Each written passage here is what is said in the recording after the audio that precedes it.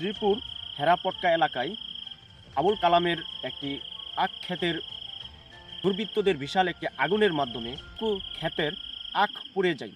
এলাকার যে সচেতন মহল ছাত্ররা রয়েছে তারা তাৎক্ষণিকভাবে ঘটনাটা শুনে তারা নেভানোর চেষ্টা করে এবং তারা প্রাথমিকভাবে কিছু পুড়ে যাওয়ার পরেও তারা নেভাতে সক্ষম হয়। আমরা কৃষক বাঁচলে দেশ বাঁচবে, এই স্লোগান যেহেতু আমাদের সারা বাংলাদেশে প্রযোজ্য, কিন্তু সেই কৃষকের জমিতে কিভাবে এরকম একটি ঘটনা ঘটতে পারে এই বিষয়টি আমরা বোধগম্য নই। কৃষি সমৃদ্ধ বাংলাদেশ গড়তে চেষ্টা করব প্রতিনিয়ত।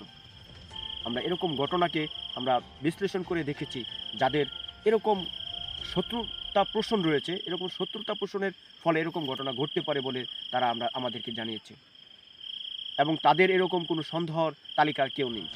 আমরা তাই এর বিশ্লেষণ কিভাবে করা যায় এবং কিভাবে এর নির্মূল করা যায় সেই একটি সমাধান। উৎখাত আমল লাগছে পরে আমরা সবাই দরবারে গিয়ে নিবাইলাম।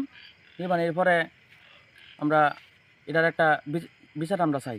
লাগছে জঙ্গল আগুন লাগাই দিছে, আগুন লাগাই দেওয়া লোক গেছে গা মানে কেটা না কেটা লাগাইছে, এটা তো আর কোনো নিশ্চয়তা নাই।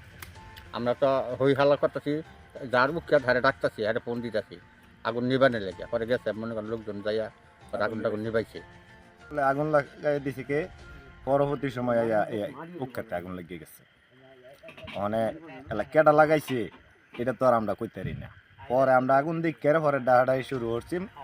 স্কুলে মারো ফোলাফান আছিল, অনেক ফোলাফান, এরা দৌড়াদৌড়ি করে গিয়া উক ভাঙ্গিয়া পরে বাইরে আগুনটা নিবাইছে। আমার নাম হয়েছে আবুল কালাম, আমার বাড়ি হেরাপটকা, শ্রীপুর থানা। আমার এন 2 ফাহির মতো জমি, এর ভিতরে মনে করেন যে শত্রুতামি করে রাত্রেবেলা আমার জমির মধ্যে আগুন ধরাই দিছি।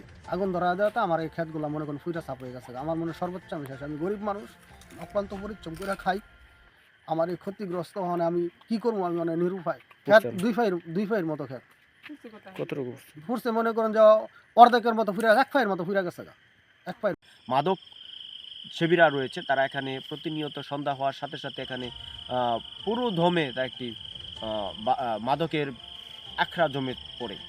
আমরা চাই সেই মাদক নির্মূল হোক, আমাদের কৃষক বাঁচুক, আমাদের দেশ বাঁচুক।